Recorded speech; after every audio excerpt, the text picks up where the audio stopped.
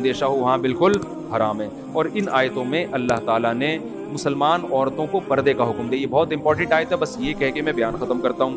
اللہ نے فرمایا کہ عورت اپنی زینت ظاہر نہیں کر سکتی سوائے اپنے شوہر کے, او آبائہن, اور اپنے باپ دادا کے, او آبائی بعولتہن, اپنے شوہروں کے باپ دادا یعنی جو سسر کہتے ہیں وہ بھی محرم ہیں, اور ابنائہن, اپنے بیٹے, ابنائی بعولتہن, اپنے شوہر کے بیٹے جو ستیلا بیٹا کہلاتا ہے وہ بھی محرم ہیں, اپنے بھائی, بنی اخوانہن, بھائیوں کے بیٹے جن کو بھتیجا کہا جاتا ہے, بنی اخواتہن, بہنوں کے بیٹے جن کو بھانجا کہا جاتا ہے. یہ ہے محرم رشتے, ان کے علاوہ عورت کسی کے سامنے نہیں آ سکتی. دیور بھی داخل ہے اس میں, چچا زاد بھائی بھی داخل ہے, خالہ زاد بھائی بھی داخل ہے, پھوپھی زاد بھائی بھی داخل ہے. آج ہمارے گھروں میں کزنوں سے پردہ ختم ہو گیا. عجیب بیہودہ ماحول ہے گھروں کا, اتنی وحشت ہوتی ہے. کبھی دیکھنا ہوتا ہے تو کیسے رہتے ہو یار تم, کزنوں کے ساتھ ڈانس کر رہی ہیں, پتہ نہیں کیا کیسا گندا ماحول بنا دیا. کبھی ان گھروں میں جا کے دیکھو جہاں پردے کا ماحول ہے, تمہیں اتنا سکون ملے گا, اتنی پاک دامن زندگی ہے. نہ مرد کو عورت پہ شبہات ہوتے ہیں, نہ عورت کو اپنے شوہر پہ شک ہوتا ہے. اس کو پتا ہے بھائی اس کی کزنیں اس کے سامنے نہیں آتی, میری بہنیں اس کے سامنے نہیں آتی. سالی اور بہنوئی کا بھی آپس میں کیا ہے, پردہ ہے. ہم کوئی غیر مسلم تھوڑی ہیں جو براڈ مائنڈیڈ ہے بھائی, یہ پردہ ہے. بھابھی سے بھی, بھابھی کا آپ سے پردہ ہے. ہم جوائنٹ فیملی میں رہا کرتے تھے, الحمدللہ ہم 4 بھائی اور سب کی زوجات سب اکٹھے رہے ہیں, لیکن الحمدللہ یہ میں اس لیے بیان کر رہا ہوں, لوگ کہتے ہیں ایک فیملی میں رہ کے بھابیاں دیوروں سے پردہ نہیں کر سکتی. تو ہمارے ہاں تو ہوا ہے بھائی, کئی سال تک ہم اکٹھے رہے ہیں, سب پردہ ہوتا تھا ہمارے گھروں میں. اللہ حضرت مفتی رشید احمد صاحب رحمہ اللہ جو میرے شیخ و مرشد ہیں, ان کو جزائے خیر دے, انہوں نے ایسا پردہ کروایا. ان سے جب بیعت ہوئے تو ایسا زبردست پردہ الحمدللہ ہمارے گھر میں ہوا, تو ہم ایک ہی دسترخوان پہ کھاتے بھی تھے, پردے کے ساتھ کھاتے تھے. تو یہ خام ایک وہم ہے کہ بھائی جوائنٹ فیملی میں پردہ نہیں ہو سکتا. تو یہ غلط ہے بھائی. چچا زاد بھائی, خالہ زاد بھائی, پھوپھی زاد بھائی, ماموں زاد بھائی, یہ سگے بھائی نہیں ہیں, ان سے شادی جائز ہے. اسی طرح ممانی کا بھی پردہ ہے آپ سے, چچی کا بھی پردہ ہے آپ سے. چچی بھی نامحرم ہے, ممانی بھی نامحرم ہے. ماموں مر جائیں تو آپ اپنی ممانی سے شادی کر سکتے ہو, چاچا مر جائے تو آپ اپنی چاچی سے شادی کر سکتے ہو, تو نامحرم ہو گئی نا یہ. سسر بہو کبھی قیامت تک بھی شادی نہیں کر سکتے, یہ محرم ہے. تو فرق کرنا پڑے گا محرم اور نامحرم کا. لبرل لوگوں نے یہ فرق کو مذاق بنا دیا ہے.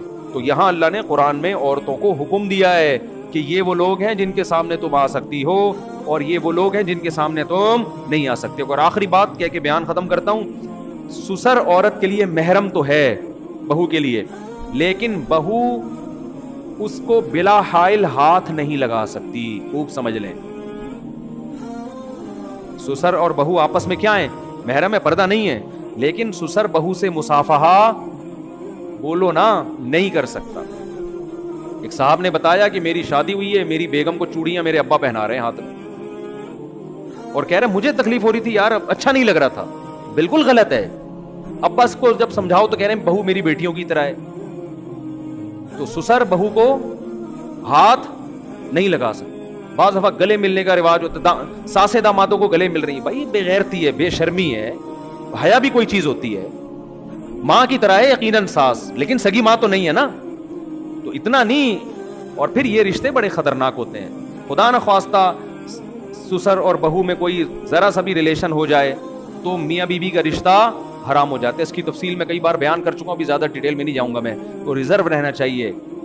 اسی طرح یہاں بعض خواتین کو شکایت ہوتی ہے, بہو کمرے میں اکیلی ہے, سسر صاحب دروازہ دھک کر کے کھول کے اندر گھس آتے ہیں, بھی بے غیرتی ہے. اس طرح تو جوان بیٹی کے کمرے میں نہیں جانا چاہیے کبھی. جوائنٹ فیملی میں نا خواتین کو شکایتیں ہوتی ہیں, یا آئے دن آتی رہتی ہیں شکایت. کسی کی پرائیویسی ہوتی ہے بھائی. یہ تو ساس کو نہیں یہ کام کرنا چاہیے کہ بہو کمرے میں اکیلی دھپ دروازہ کھولا اور اندر گھس گئی, کیا کر رہی ہے یہاں, اس وقت سے پڑی ہوئی ہے. بھائی آپ دروازہ نوک کر کے جائیں. یہ جو قرآن کہتا ہے کہ کسی کے گھر میں پرمیشن کے بغیر مت جاؤ, اس سے گھر نہیں, کمرہ بھی مراد ہے اس سے. ساس کو چاہیے نوک کرے, ٹھک ٹھک ٹھک. اندر سے آواز آئے گی نہیں 6 مہینے تک, کیونکہ وہ بہو ہے, مجھے پتا ہے. وہ پڑی رہے گی, 6 مہینے بعد آنکھ کھلے گی, اسی کون, تو وہ بتائے کہ بھائی میں تمہاری ساس لگتی ہوں رشتے میں, ڈانٹنے کے سلسلے میں حاضر ہوئی تھی, ٹھیک ہے, تمہیں پوستی پنے کے تانے دینے کے سلسلے میں حاضر ہوئی. تو اجازت لیں, وہ کنڈی کھولے, پھر آپ اس کو بے شک بتائیں کہ بیٹا یہ ہر وقت پڑے رہنا, ہم بھی سوتے تھے جب ہماری شادی ہوئی تھی, تو ہم بھی پڑے سوتے رہتے تھے, لیکن 13-14 گھنٹے سے زیادہ ہم نہیں سوتے تھے, ٹھیک ہے. اس پہ ہمیں صلواتیں سننے کو ملتی ہیں, ہم اڑ جایا کرتے تھے. تم تو 18 گھنٹے سو رہی ہو, یہ بالکل صحت کے لیے نقصان دہ, گھر کا ماحول خراب ہو رہا ہے. تو نوک کر کے ساس بھی جائے گی بہو کے کمرے میں, کیسے؟ نوک کر کے. بھائی شریعت نے تو یہاں تک کہا ہے کہ شوہر بھی اچانک چھاپا نہ مارے گھر میں, وہ بھی جائے گا پہلے اطلاع دے کے. اطلاع کا کیا مطلب؟ جب سفر سے واپس آؤ, نبی نے فرمایا اچانک گھر میں داخل مت ہو, اطلاع دے دو بیگم کو کہ میں آ گیا ہوں, تاکہ وہ زینت اختیار کر لے. فرمایا ایسا نہ ہو ایسی کنڈیشن میں بیوی کو دیکھو اس سے تمہیں نفرت ہو جائے. وہ چڑیل بن کے بیٹھی ہوئی تھی, وہ چڑیل بن کے بیٹھی ہوئی ہے نا. آدمی کہا بھائی میری شادی اس سے ہوئی تھی, اچانک گھر میں آ, ابے یار اصل اوریجنل یہ ہے. تو جب بیوی کے بارے میں ہے کہ اچانک چھاپے مارنا یہ غیر اخلاقی حرکت ہے, تو سسر کہاں سے بہو کے کمرے میں دھاڑ کر کے دروازہ کھول کے گھس رہا ہے بغیر اطلاع کے؟ دیور گھس رہے ہیں, یہاں تک ہو رہا ہوتا ہے. یہ سب گھٹیا حرکتیں, عزت دار اور شریف لوگوں میں ایسی حرکتیں اچھی نہیں. پرائیویسی ہے. اسی طرح بات سے بات نکلی ہے, بہو کے پاس کوئی ایسی الماری ہونی چاہیے جس کی چابی اس کے پاس ہو, اس کی پرمیشن کے بغیر کوئی اس میں گھسنے کی کوشش نہ کرے. بعض گھروں میں سسرال کا اتنا دباؤ ہوتا ہے لڑکی کے اوپر کہ بہو کی اپنی کوئی پرائیویسی ہوتی ہی نہیں. اپنا سونا, اپنی چیزیں رکھی ہوئی ہیں, کوئی ہے ہی نہیں الماری. کہتے ہیں بھائی سب ایسا نہیں ہوتا بھائی, ہر آدمی کی ایک پرائیویسی ہوتی ہے.